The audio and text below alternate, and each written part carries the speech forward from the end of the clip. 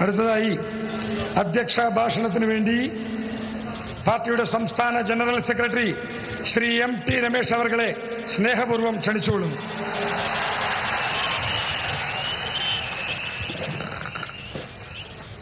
ഭാരത് മാതാ കി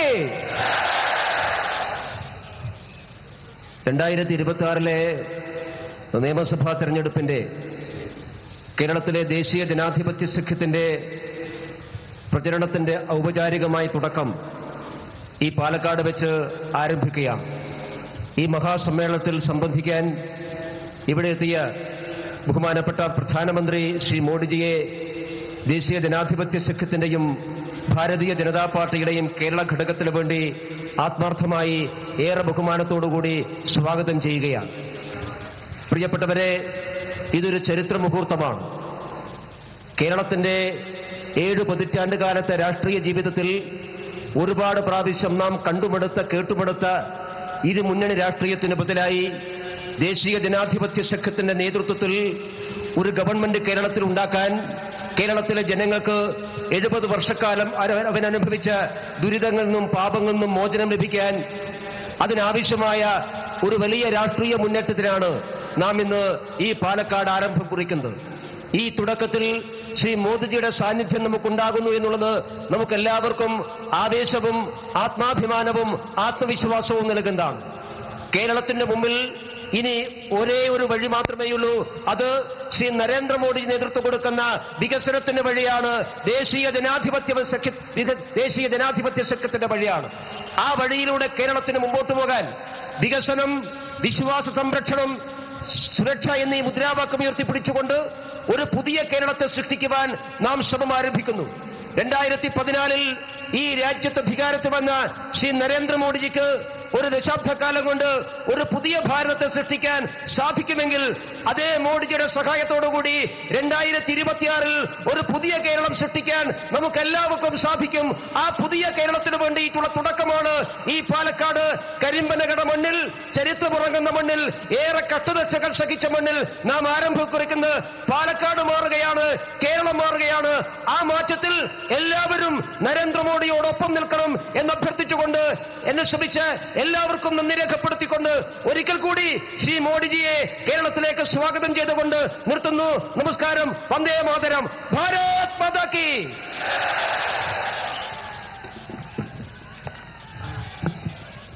നമ്മളേവരും ആകാംക്ഷയോടുകൂടി കാത്തിരുന്ന ലോകാരാധ്യനായ ഭാരത പ്രധാനമന്ത്രി ശ്രീ നരേന്ദ്രമോദിജി പാലക്കാടൻ ജനതയെ അഭിസംബോധന ചെയ്ത് സംസാരിക്കുന്നതിന് വേണ്ടി സ്നേഹപൂർവ്വം വിനയപൂർവ്വം ശ്രീ നരേന്ദ്രമോദിജിയെ ഭക്ത്യാദരവോടുകൂടി ക്ഷണിച്ചുകൊള്ളുന്നു.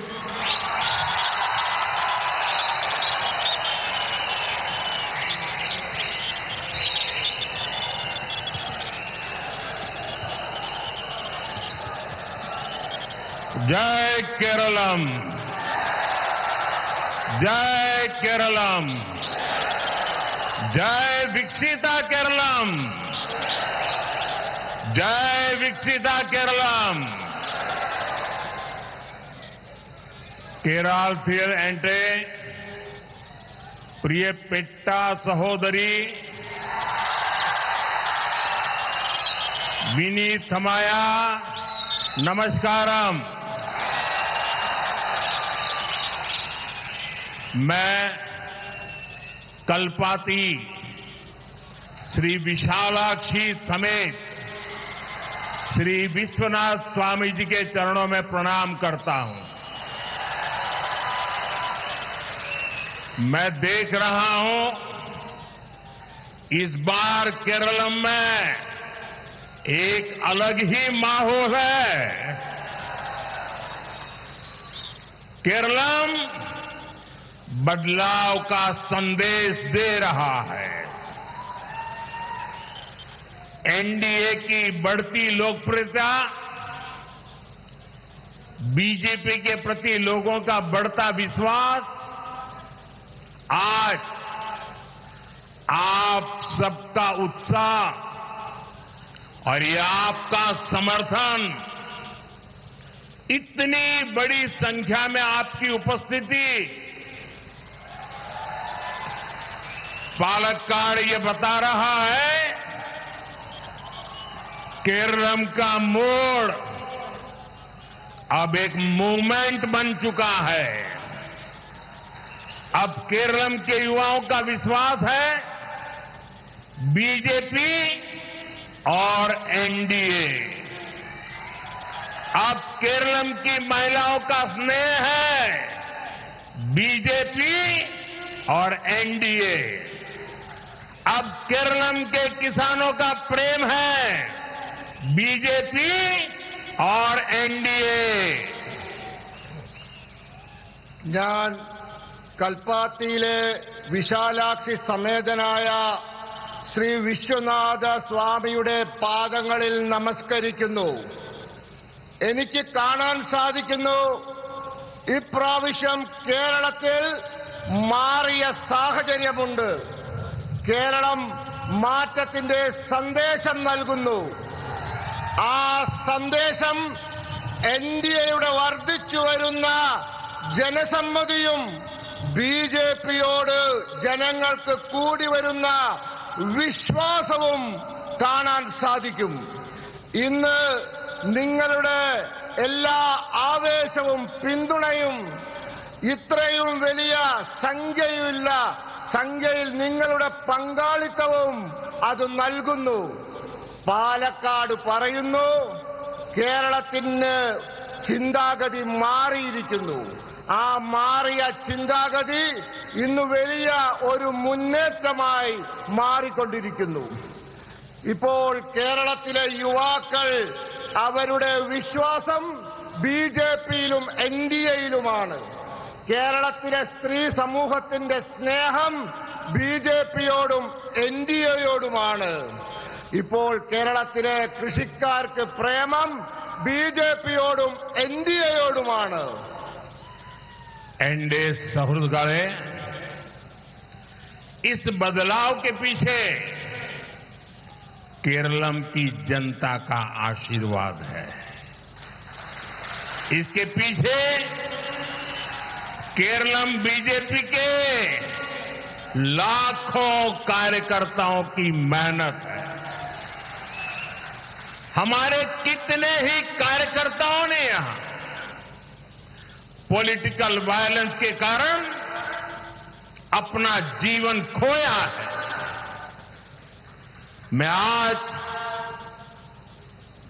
केरलम की मेरी ये पहली चुनाव सभा में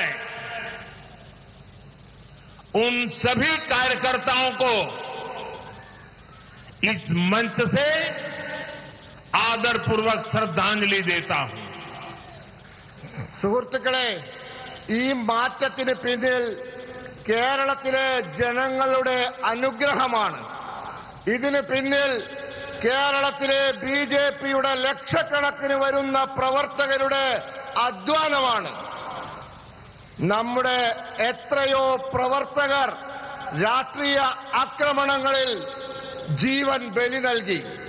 ഇന്ന് ഇവിടെ ഈ തവണത്തെ തെരഞ്ഞെടുപ്പിലെ എന്റെ ആദ്യത്തെ യോഗത്തിൽ വെച്ച് ഞാൻ ആ പ്രവർത്തകരുടെ മുമ്പിൽ പ്രണമിക്കുന്നു. एनडीए सहृदगणे केरलम को सुंदरतम क्यों कहा जाता है, इसका एहसास हमें पालक्काड़ आते ही हो जाता है। हमारा पालक्काड़ केरलम का प्रवेश द्वार है। यहां प्रकृति की अद्भुत सुंदरता भी है। केरलम की प्राचीन जीवन संस्कृति भी है और ये केरलम की प्रतिभा और परिश्रम का एक बड़ा केंद्र भी है। यहां कल्पाती मंदिर का महत्व बताते हुए काशी का उदाहरण दिया जाता है। काशी का सांसद होने के नाते ये मेरे लिए और भी विशेष है। സുഹൃത്തുക്കളെ, കേരളം സുന്ദരമാണ് എന്ന് എന്തുകൊണ്ട് പറയുന്നു? ഇതിന്റെ തെളിവ് പാലക്കാട്ട് വരുമ്പോൾ മനസ്സിലാകും. നമ്മുടെ പാലക്കാട് കേരളത്തിന്റെ പ്രവേശന കവാടമാണ്. ഇവിടെ പ്രകൃതിയുടെ അത്ഭുതകരമായ സൗന്ദര്യമുണ്ട്. കേരളത്തിന്റെ പ്രാചീന ജീവിത സംസ്കാരമുണ്ട്. ഈ പാലക്കാട് ഇവിടം കേരളത്തിന്റെ പ്രതിഭകളുടെയും കഠിനാധ്വാനത്തിന്റെയും ഒരു വലിയ കേന്ദ്രവുമാണ്. ഇവിടെ കൽപ്പാത്തി ക്ഷേത്രത്തിന്റെ മഹത്വം പറയുമ്പോൾ സ്വാഭാവികമായും കാശിയെപ്പറ്റി, അവിടത്തെ വിശേഷങ്ങളെപ്പറ്റി പറയുന്നു. ഞാൻ കാശിയിൽ നിന്നുള്ള ലോകസഭാ അംഗമാണ്, അതുകൊണ്ട് എനിക്കത് വളരെ വിശേഷപ്പെട്ടതാണ്. एनडीए सहृदगणे, मैं इस पावन भूमि को नमन करता हूं। यहां के महान संत और समाज सुधारक पूज्य श्री नारायण गुरु, पूज्य चेतम्बी स्वामीकल, पूज्य मन्नत पद्मनाभन, पूज्य महात्मा अयनकाली और संत कुरियाकोस एलियास चावरा, मैं इन महान विभूतियों को भी प्रणाम करता हूं। സുഹൃത്തുക്കളെ, ഈ പാവന ഭൂമിയെ ഞാൻ നമസ്കരിക്കുന്നു.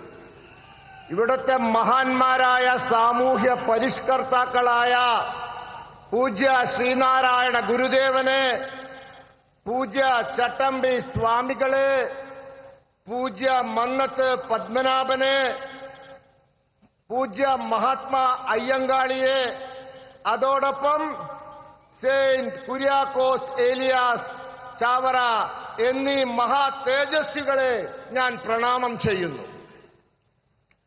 एनडीए सहृदगणे, दशकों से केरलम स्वार्थी राजनीति के दो मुखौटों के बीच फंसा हुआ है। एक और एलडीएफ तो दूसरी ओर यूडीएफ, एक और कम्युनिस्ट तो दूसरी ओर कांग्रेस, एक भ्रष्ट तो दूसरा महाभ्रष्ट, एक सांप्रदायिक तो दूसरा महासांप्रदायिक। एलडीएफ यूडीएफ की सारी नीतियां केवल वोट बैंक पॉलिटिक्स के लिए ही होती है।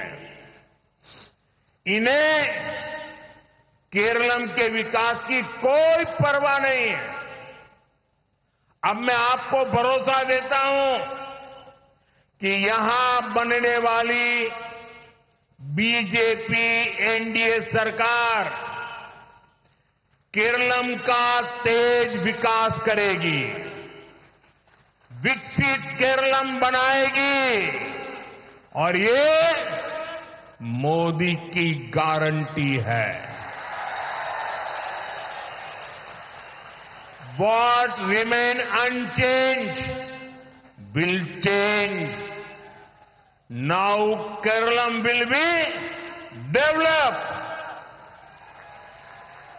मारा तत्तो इन्हें मारूं, इन्हीं केरलम വളരും.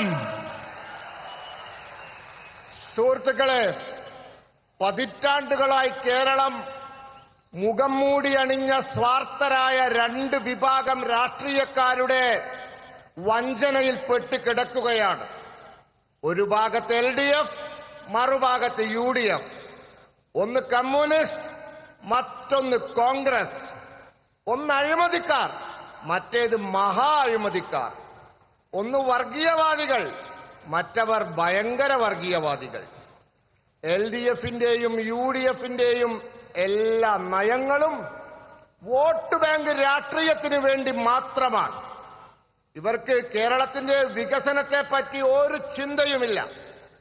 ഇന്ന് ഞാൻ നിങ്ങൾക്ക് ഉറപ്പ് നൽകുന്നു, ഇവിടെ ഉണ്ടാവാൻ പോകുന്ന ബിജെപി എൻഡിഎ സർക്കാർ കേരളത്തിന്റെ ദ്രുതഗതിയിലുള്ള വികസനം സാധ്യമാക്കും.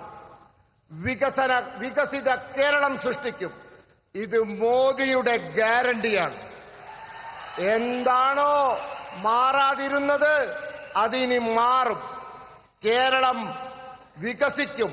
മാറാത്തതിനി മാറും. കേരളം ഇനി വളരും. एनडीए सौरभ गले एलडीएफ और यूडीएफ ने दशकों तक मील बांटकर केरलम को लूटा. इनके बीच एक प्रैक्टिकल समझौता रहा है. कुछ साल एलडीएफ वाले सरकार चलाएंगे, अपनी जेबें भरेंगे.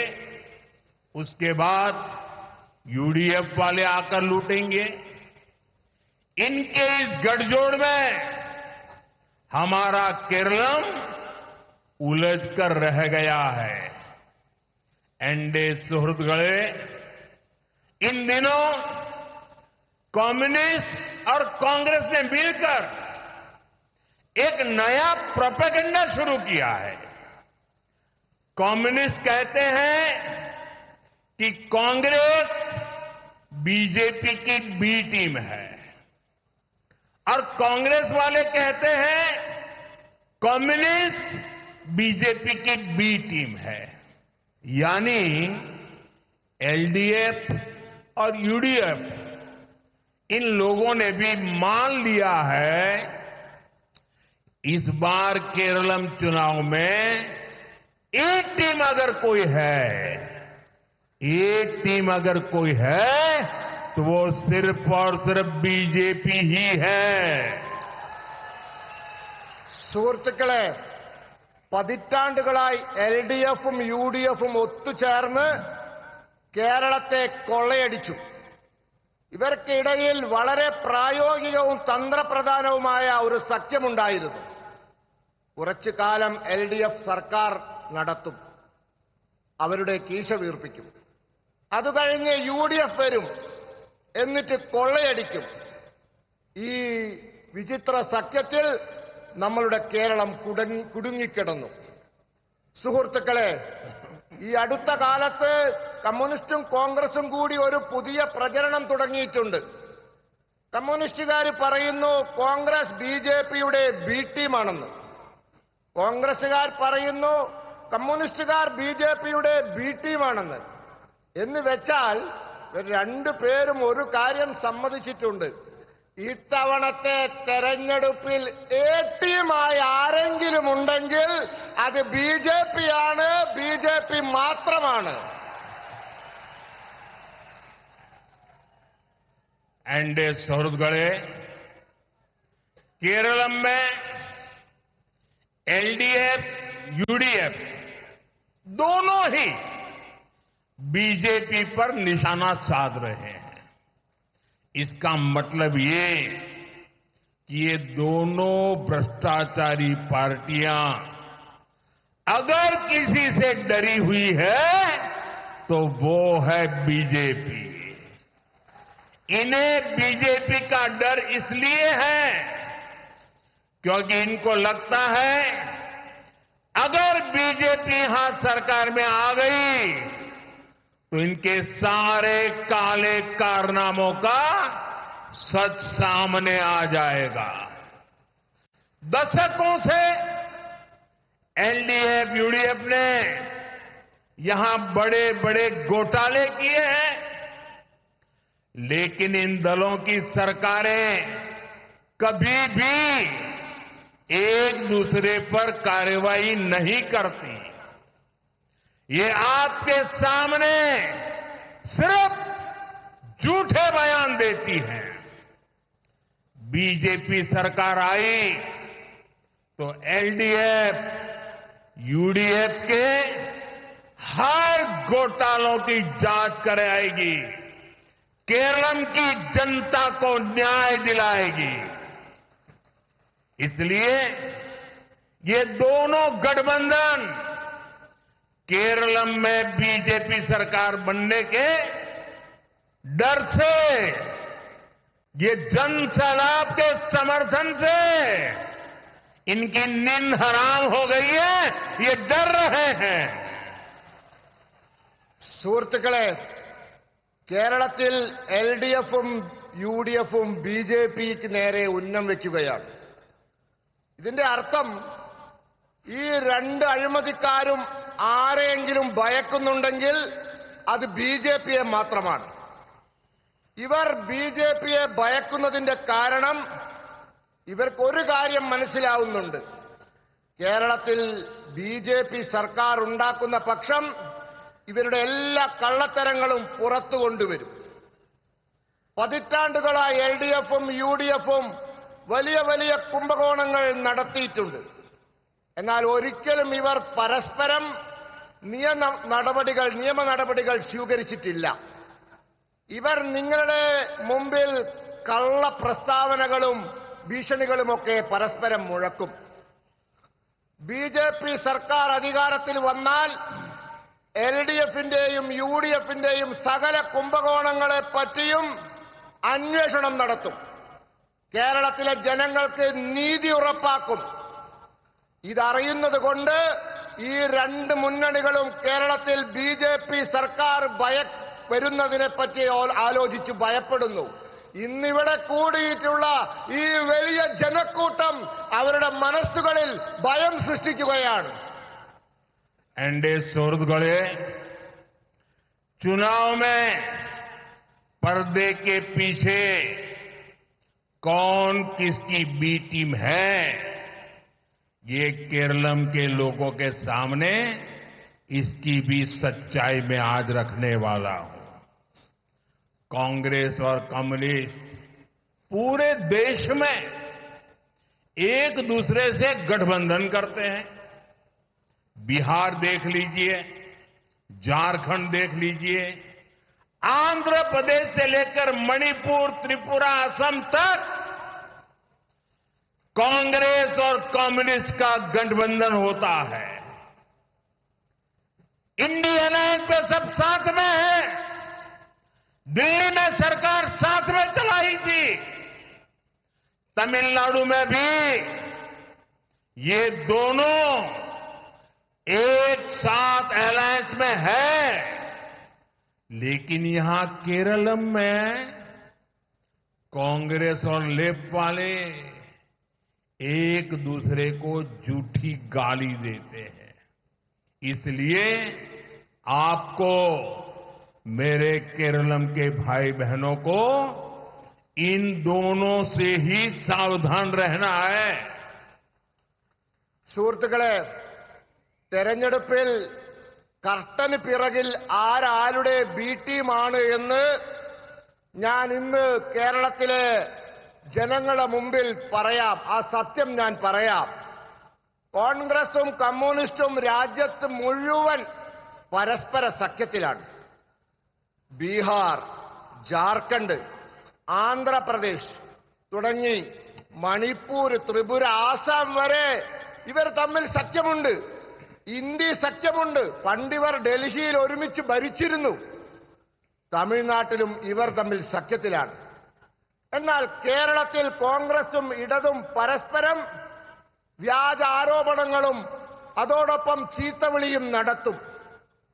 അതുകൊണ്ട് നിങ്ങൾ ഈ കേരളത്തിലെ സഹോദരി സഹോദരന്മാരോട് എനിക്ക് പറയാനുള്ളത്, ഈ രണ്ടു കൂട്ടരെയും നിങ്ങൾ സൂക്ഷിക്കണം എന്നുള്ളതാണ്.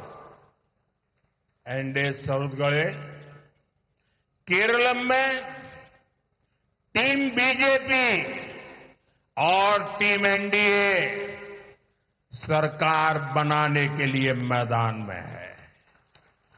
हम केरलम की जनता के आशीर्वाद से, आप सबके आशीर्वाद से यहां सरकार बनाएंगे और हम केरलम की सेवा में कोई कोर कसर बाकी नहीं छोड़ेंगे.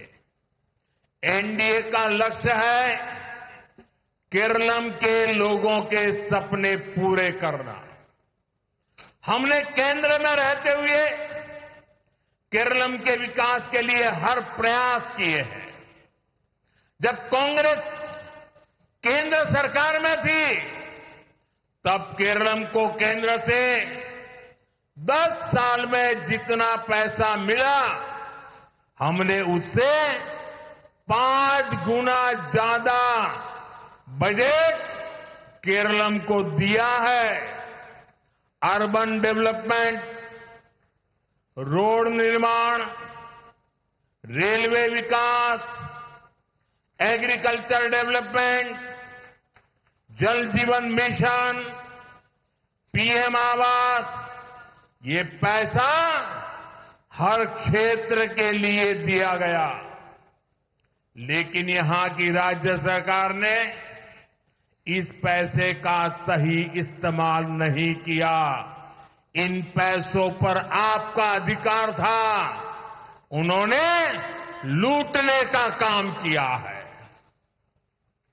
സുഹൃത്തുക്കളെ, കേരളത്തിൽ ടീം ബിജെപിയും ടീം എൻഡിഎയും സർക്കാർ ഉണ്ടാക്കാനുള്ള മത്സരത്തിൽ മൈതാനത്തിൽ ഇറങ്ങിയിരിക്കുകയാണ്. നമ്മൾ കേരളത്തിലെ ജനങ്ങളുടെ അനുഗ്രഹത്താൽ സർക്കാർ ഉണ്ടാക്കുക തന്നെ ചെയ്യും. എന്നിട്ട് നമ്മൾ കേരളത്തെ സേവിക്കാൻ ആവശ്യമായ എല്ലാ കാര്യങ്ങളും ചെയ്യും. ഒന്നും ബാക്കി വയ്ക്കില്ല. ബിജെപിയുടെ ലക്ഷ്യം കേരളത്തിലെ ജനങ്ങളുടെ സ്വപ്നം പൂർത്തീകരിക്കുക എന്നതാണ്. നമ്മൾ കേന്ദ്രത്തിൽ ഭരണത്തിൽ ഇരുന്നുകൊണ്ട് കേരളത്തിന്റെ വികസനത്തിനായി എല്ലാ ശ്രമവും നടത്തിയിട്ടുണ്ട്. കോൺഗ്രസുകാർ കേന്ദ്രത്തിലിരിക്കുമ്പോൾ എത്ര പൈസയാണോ 10 വർഷം കൊണ്ട് കേരളത്തിന് കൊടുത്തത്, അതിന്റെ 5 ഇരട്ടിയിലധികം പണം നമ്മൾ കേന്ദ്രത്തിലിരിക്കുമ്പോൾ കേരളത്തിന് കൊടുത്തിട്ടുണ്ട്. നഗരവികസനം, റോഡ് നിർമ്മാണം, റെയിൽവേയുടെ വികസനം, കൃഷിയുടെ വികസനം, പുരോഗതി, ജൽജീവൻ മിഷൻ, പ്രധാനമന്ത്രി ആവാസ് യോജന, നമ്മൾ എല്ലാ മേഖലയ്ക്കും ഈ പണം കൊടുത്തിട്ടുണ്ട്. എന്നാൽ സംസ്ഥാന സർക്കാർ ഈ പണം ശരിയായ രീതിയിൽ ചെലവാക്കിയിട്ടില്ല. അവർ നിങ്ങൾക്ക് അധികാരപ്പെട്ട പണം കൊള്ളയടിക്കുകയായിരുന്നു.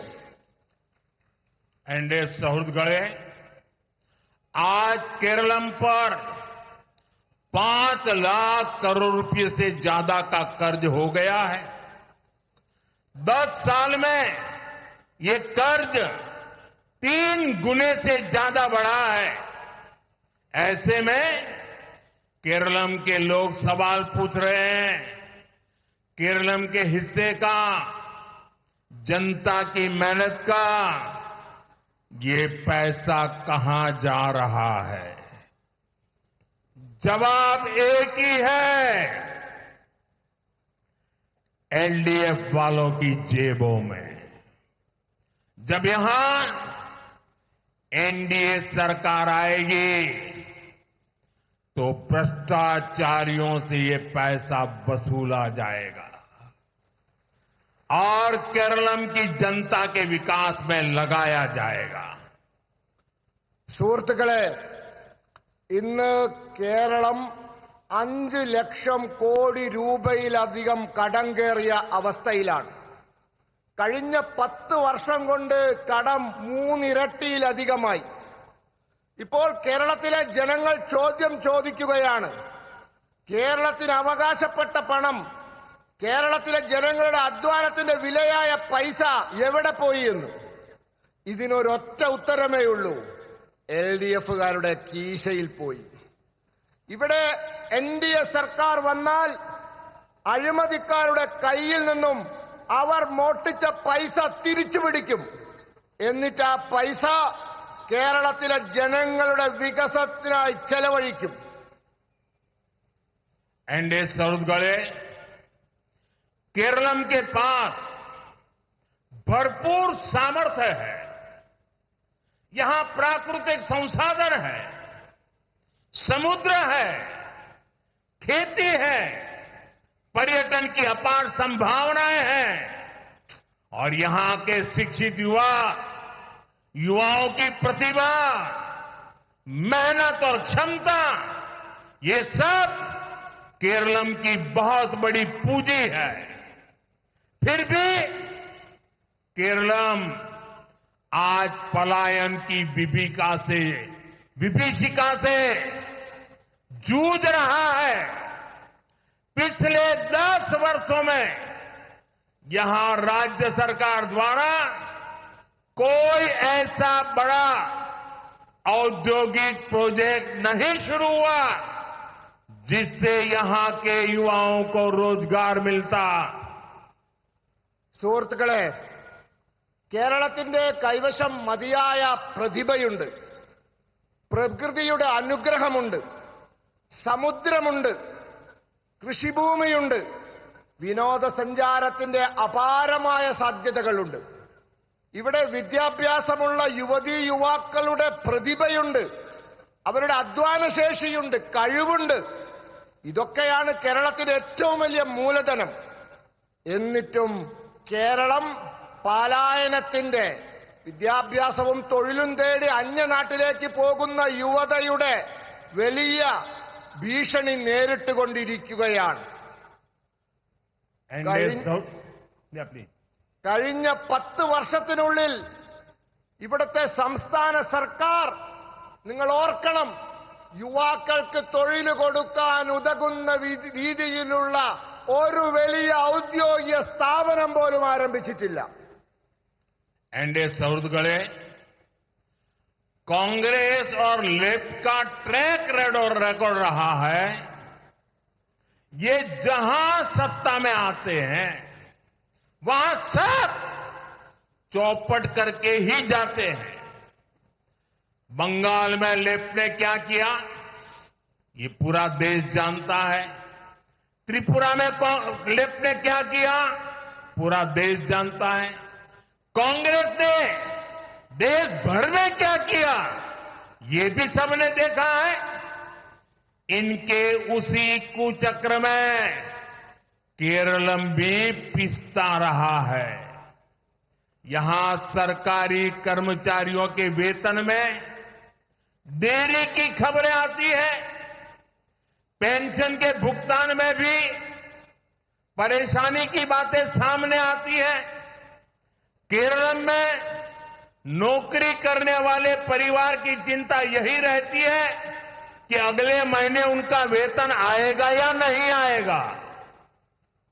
സുഹൃത്തുക്കളെ, കോൺഗ്രസിന്റെയും ഇടതിന്റെയും കഴിഞ്ഞ കാല ചരിത്രം പ്രവർത്തനം നോക്കൂ.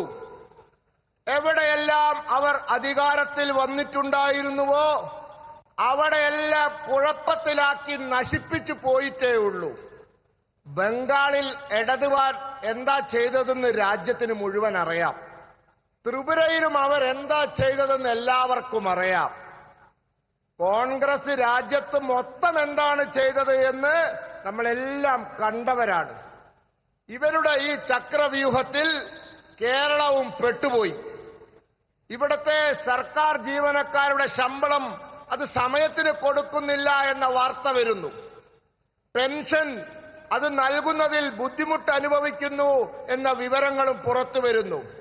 കേരളത്തിൽ സർക്കാർ ജോലി ചെയ്യുന്നവരുടെ ചിന്ത, അവരുടെ കുടുംബങ്ങളുടെ ചിന്ത അടുത്ത മാസത്തെ ശമ്പളം എപ്പോൾ കിട്ടുമെന്നുള്ളതാണ്. एनडीए सौहृदगढ़े हाल ही में केरल में सरकारी कर्मचारियों के डीए और लीव सरेंडर के बकाया भुगतान को लेकर बड़ा विवाद हुआ था। कांग्रेस इस सब के लिए लेफ्ट वालों पर हमला करती है, लेकिन जिन राज्यों में कांग्रेस की सरकार है वहां भी हालात इतने ही बुरे हैं। पड़ोसी कर्नाटका को ही देख लीजिए, वहां भी विकास के ज्यादातर काम रुक गए हैं। हिमाचल प्रदेश भी अब आर्थिक संकट में है। यही कांग्रेस का गवर्नेंस मॉडल है। സുഹൃത്തുക്കളെ, കേരളത്തിലെ സർക്കാർ ജീവനക്കാരുടെ ഡിഎയും ലീവ് സറണ്ടറിനും നൽകുന്ന പണത്തെപ്പറ്റി വലിയ വിവാദമുണ്ടായി. കോൺഗ്രസുകാർ ഇതിനെയൊക്കെ ഇടതുപക്ഷത്തിന് കുറ്റം പറയുക ചെയ്യാം. എന്നാൽ കോൺഗ്രസുകാർ ഏതൊക്കെ സംസ്ഥാനത്ത് സർക്കാർ ഉണ്ടാക്കിയിട്ടുണ്ടോ അവിടെയെല്ലാം ഇതേപോലെ മോശമാണ് അവസ്ഥ. അയൽ സംസ്ഥാനമായ കർണാടകത്തിൽ നോക്കൂ, അവിടുത്തെ വികസന പ്രവർത്തനങ്ങളൊക്കെ നിന്നുപോയിരിക്കുന്ന സ്ഥിതിയാണ്. ഹിമാചൽ പ്രദേശും ഇപ്പോൾ വലിയ സാമ്പത്തിക പ്രതിസന്ധിയിലാണ്. ഇതാണ് കോൺഗ്രസിന്റെ ഭരണ മാതൃക. एनडीए सौरगढ़े पालक्कड़ में यहां 22 साल तक लेप के एमएलए रहे, करीब 5 दशक कांग्रेस समर्थक एमएलए रहे, लेकिन इतने वर्षों में इस क्षेत्र का विकास नहीं हुआ।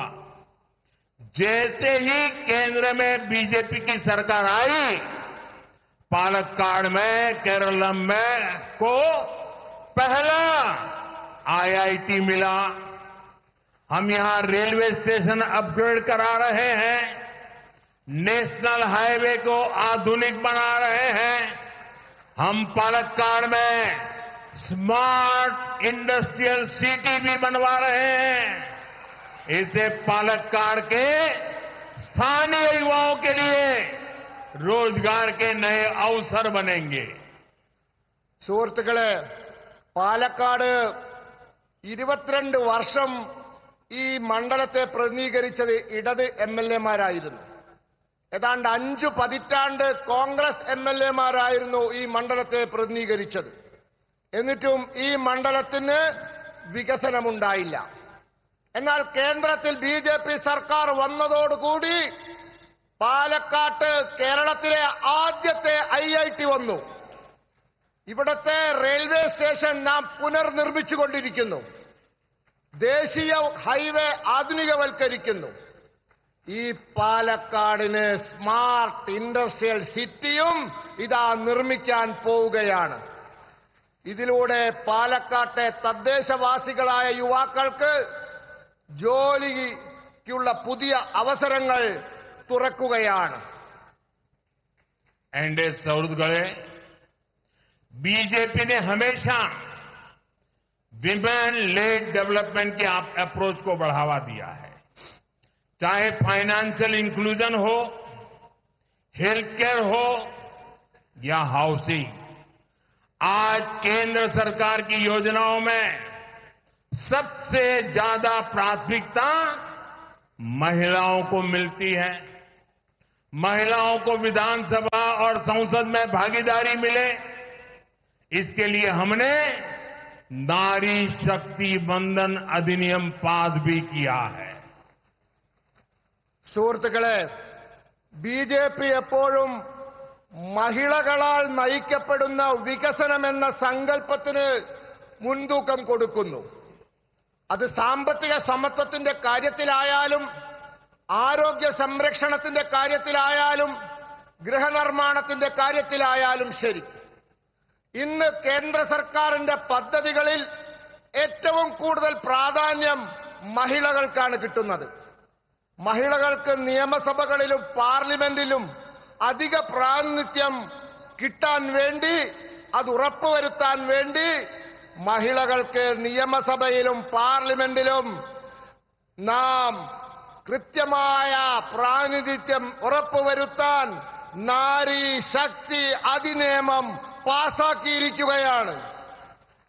एनडीए सौरगढ़े एनडीए ने अपने संकल्प की वजह से एक साधारण परिवार की बेटी को देश के सर्वोच्च पद तक पहुंचाया है। दूसरी ओर कांग्रेस पालक्काड़ में ही आपने देखा है, इनके नेता ही महिलाओं की सुरक्षा के लिए खतरा बन गए हैं। कल ही कांग्रेस को अपने एक और नेता को महिला शोषण के गंभीर आरोप के बाद मजबूरी में पार्टी से निकालना पड़ा है। यही इन पार्टियों की सच्चाई है, जिससे केरलम की महिलाओं को सावधान रहना है। എൻഡിഎയുടെ കാഴ്ചപ്പാടിന് അനുസൃതമായി നാം ഒരു സാധാരണ കുടുംബത്തിലെ പെൺകുട്ടിയെ രാജ്യത്തിന്റെ ഏറ്റവും ഉന്നതമായ പദവിയിലെത്തിച്ചു. അപ്പുറത്ത് കോൺഗ്രസ് എന്താണ് ചെയ്യുന്നത് എന്ന് നോക്കൂ. പാലക്കാട്ടുകാർക്ക് അറിയാം, ഇവിടെ തന്നെ നോക്കിയാൽ മതി. ഇവരുടെ നേതാവ് മഹിളാ സുരക്ഷയ്ക്ക് ഭീഷണിയായത് നിങ്ങൾക്കെല്ലാവർക്കും അറിയാം.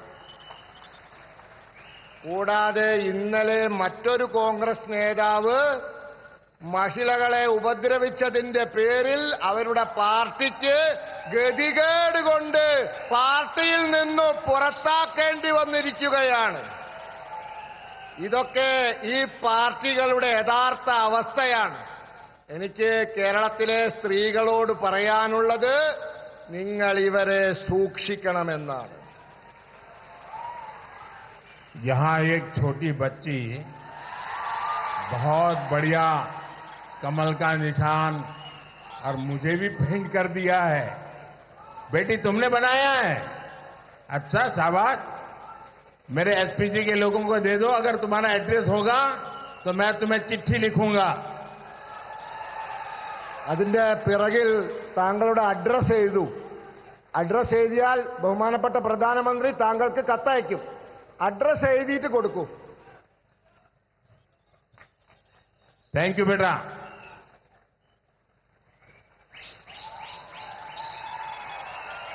एनडीए सौरगढ़े पिछले चुनाव में बीजेपी ने पालक्काड़ से देश जिनके लिए गौरव करता है, दुनिया में जिनकी प्रतिष्ठा है, ऐसे हमारे मेट्रो मैन ई श्रीधरन जी को चुनाव मैदान में उतारा था. लेकिन वो यहां दूसरे नंबर पर रहे और इन नतीजे से हम दिल्ली में जितने दुखी हुए, उससे ज्यादा मेरे पालक्काड़ के भाई बहन दुखी हुए थे.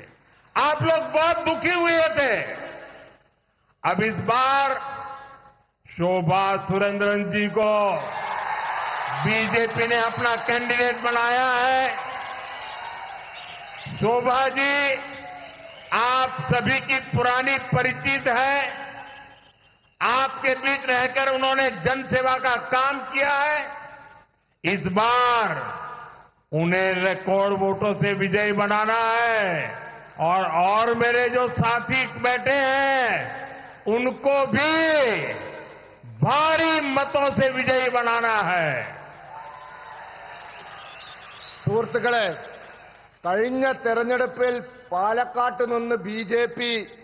രാഷ്ട്രം തങ്ങളുടെ അഭിമാനമായി കാണുന്ന, ലോകം വളരെ ആരാധനയോടെ നോക്കിക്കാണുന്ന ശ്രീ മെട്രോമാൻ ശ്രീ ഇ ശ്രീധരൻ ജിയെ ഇവിടെ തെരഞ്ഞെടുപ്പിൽ മത്സരിപ്പിച്ചു.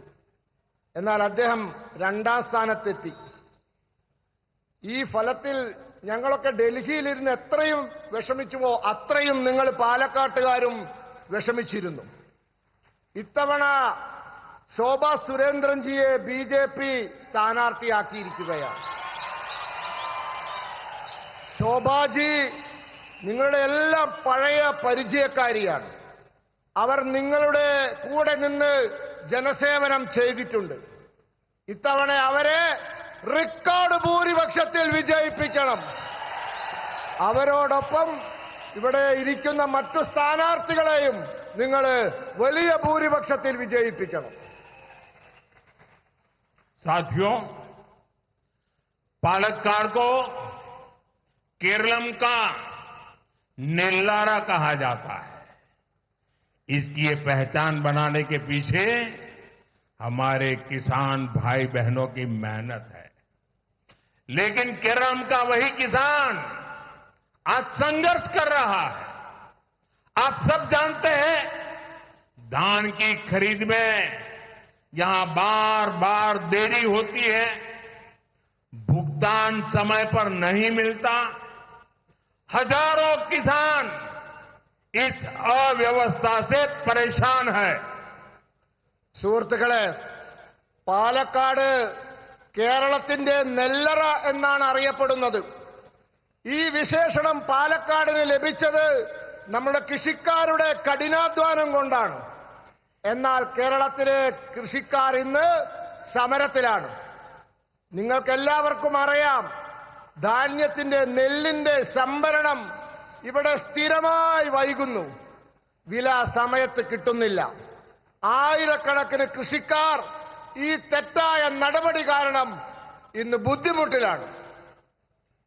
एंडा सौहृद गढ़े किसानों की समस्याओं का समाधान भी अगर कोई कर सकता है तो सिर्फ और सिर्फ बीजेपी ही कर सकती है और बीजेपी करके रहेगी। केंद्र सरकार की योजनाएं इसका सबूत है। पीएम किसान सम्मान निधि के तहत यहां के 27 लाख से अधिक किसानों को खाते में सीधे उनके बैंक खाते में पैसा मिला है। केंद्र सरकार ने पालक्काड़ के किसानों को लगभग 700 करोड़ रुपए देकर 700 करोड़ रुपए देकर किसानों के खर्च को कम किया है। हमने धान के एमएसपी में भी भारी बढ़ोतरी की है और इसका लाभ हमारे किसान भाई बहनों को हुआ है। लेकिन राज्य सरकार यहां किसानों को राहत देने के बजाय उन्हें कर्ज में धकेल रही है।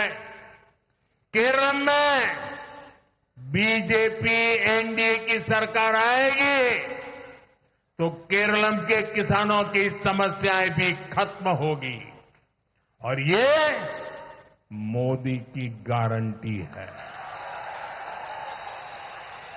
സുഹൃത്തുക്കളെ, കൃഷിക്കാരുടെ പ്രശ്നങ്ങളും അവർ നേരിടുന്ന പ്രതിസന്ധിയും ഈ രാജ്യത്ത് ആർക്കെങ്കിലും പരിഹരിക്കാൻ സാധിക്കുമെങ്കിൽ അത് ഭാരതീയ ജനതാ പാർട്ടിക്ക് മാത്രമാണ്.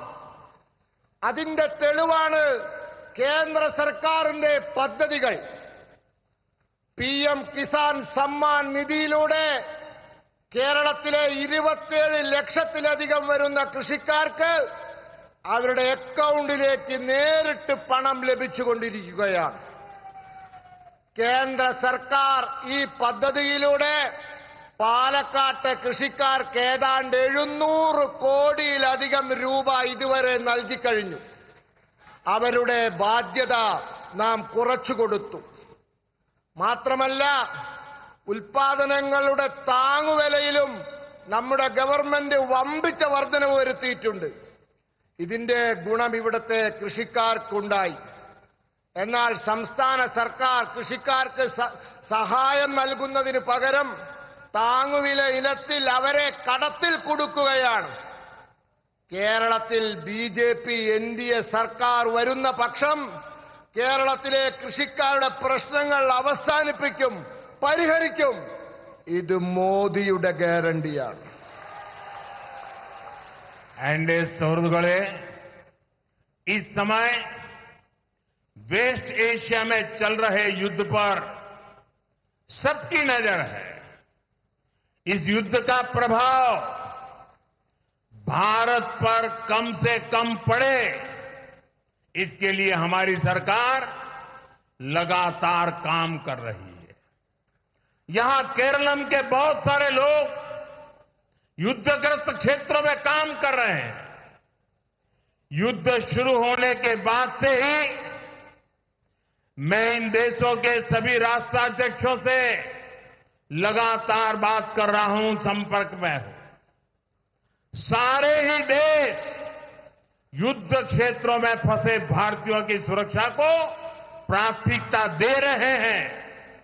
वहां पर हमारे भाई बहनों को कोई तकलीफ ना हो, इसके लिए भारतीय दूतावास भी दिन रात काम कर रहा है। भारतीयों के हितों की सुरक्षा भाजपा एनडीए सरकार के लिए सर्वोपरि है। वहीं संवेदनशील मामले में कांग्रेस जिस तरह की बयानबाजी कर रही है वो भी आपको याद रखना है। कांग्रेस जिस तरह के बयान दे रही है वो खतरनाक है।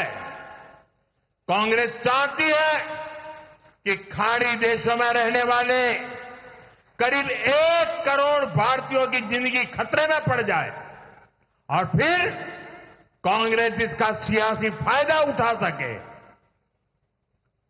സുഹൃത്തുക്കളെ, ഈ സമയത്ത് പശ്ചിമേഷ്യയിൽ യുദ്ധം നടക്കുകയാണ്. എല്ലാവരുടെയും ശ്രദ്ധ അങ്ങോട്ടാണ്.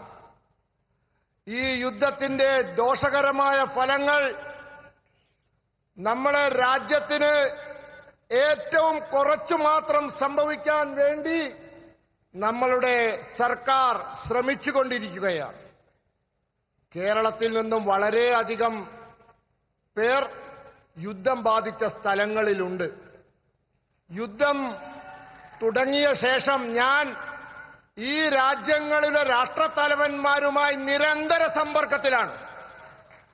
എല്ലാ രാജ്യങ്ങളും യുദ്ധഭൂമിയിൽ പെട്ടുപോയ ഭാരതീയരുടെ സുരക്ഷയ്ക്ക് വളരെ പ്രാധാന്യം നൽകുന്നുണ്ട്. അവിടെയുള്ള നമ്മുടെ സഹോദരീ സഹോദരന്മാർക്ക് ഒരു തരത്തിലുള്ള ബുദ്ധിമുട്ടുകളും ഉണ്ടാവാതിരിക്കാൻ നമ്മളുടെ നയതന്ത്ര കാര്യാലയങ്ങൾ, എംബസികൾ രാവും പകലും ജോലി ചെയ്യുകയാണ്. ഭാരതീയരുടെ താൽപര്യങ്ങൾ സംരക്ഷിക്കുക എന്നത് BJP NDA സർക്കാർ ഏറ്റവും കൂടുതൽ പ്രാധാന്യം കൊടുക്കുന്ന കാര്യമാണ്. എന്നാൽ ഈ വളരെ മർമ്മപ്രധാനമായ വിഷയത്തിൽ കോൺഗ്രസ് ഏതു തരത്തിലാണ് പ്രസ്താവനകൾ ഇറക്കുന്നത് എന്ന് നിങ്ങൾ ശ്രദ്ധിക്കൂ. നിങ്ങൾ ഓർക്കൂ, അവർ കോൺഗ്രസുകാർ പറയുന്ന കാര്യങ്ങൾ വളരെ അപകടകരമായ കാര്യങ്ങളാണ്. അവരാഗ്രഹിക്കുന്നത് ഗൾഫിൽ അവിടെ ജോലി ചെയ്യുന്ന, താമസിക്കുന്ന 1 കോടിയോളം വരുന്ന ഭാരതീയർ അപകടത്തിലാവണമെന്നാണ്. എന്നിട്ട് കോൺഗ്രസിന് അതിൽ നിന്നും രാഷ്ട്രീയ ലാഭമുണ്ടാക്കണമെന്ന് അവർ ചിന്തിക്കുന്നു.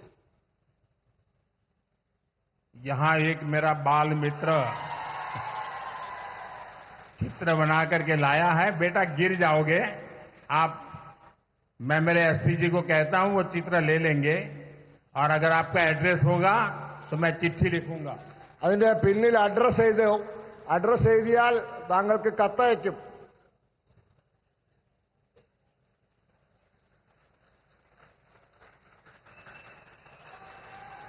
थैंक यू बेटा. एनडीए सौरगढ़े इस चुनाव में भाजपा का एक ही संकल्प है, विकसित केरलम. एनडीए की गारंटी है केरलम के युवाओं के सामने पलायन की मजबूरी समाप्त होगी. एनडीए की गारंटी है हर युवा की प्रतिभा का सम्मान होगा. एनडीए की गारंटी है सबका साथ, सबका विकास होगा. एनडीए की गारंटी है आस्था के स्थान राजनीति और भ्रष्टाचार से मुक्त होंगे. एनडीए की गारंटी है जो अभूतपूर्व विकास देश के अन्य हिस्सों में हुआ है, वही विकास अब केरलम की धरती पर भी दिखेगा. സുഹൃത്തുക്കളെ, ഈ തെരഞ്ഞെടുപ്പിൽ BJPക്ക് ഒരേ ഒരു ലക്ഷ്യമേ ഉള്ളൂ.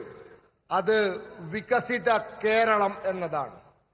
NDAയുടെ ഗ്യാരണ്ടിയാണ് കേരളത്തിലെ യുവാക്കളെ പലായനം, നാട് വിട്ടു പോവുക എന്ന ഗതികേടിൽ നിന്നും രക്ഷിക്കുക, അത് അവസാനിപ്പിക്കുക എന്നത്. NDAയുടെ ഗ്യാരണ്ടി എല്ലാ യുവാക്കൾക്കും അവരുടെ കഴിവിനനുസരിച്ചുള്ള അവസരം ഇവിടെ തന്നെ നൽകുക എന്നതാണ്. NDAയുടെ ഗ്യാരണ്ടി എല്ലാവർക്കും ഒപ്പം എല്ലാവർക്കും വികസനമുണ്ടാക്കുക എന്നതാണ്. NDAയുടെ ഗ്യാരണ്ടി വിശ്വാസത്തിന്റെ കേന്ദ്രങ്ങളെ രാഷ്ട്രീയത്തിൽ നിന്നും അഴിമതിയിൽ നിന്നും മുക്തമാക്കുക എന്നുള്ളതാണ്.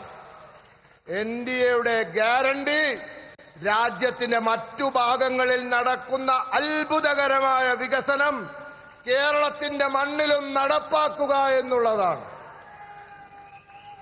और एनडीए की गारंटी का मतलब ये भी है ये मोदी की भी गारंटी है। NDAയുടെ ഗ്യാരണ്ടി എന്ന് പറഞ്ഞാൽ അത് മോദിയുടെ ഗ്യാരണ്ടി എന്നുകൂടിയാണ്. मेरे भाषण का आगे का हिस्सा बताने से पहले मैं सभी कैंडिडेट से प्रार्थना करता हूं कि सारे कैंडिडेट जरा आगे आ जाएं। जो चुनाव लड़ रहे हैं कैंडिडेट आगे आ जाए, आगे आ जाए सब लोग। चुनाव लड़ रहे हो सब एक लाइन में खड़े हो जाए ताकि मैं अब फिर उनसे मिलकर के आपके पास आता हूं।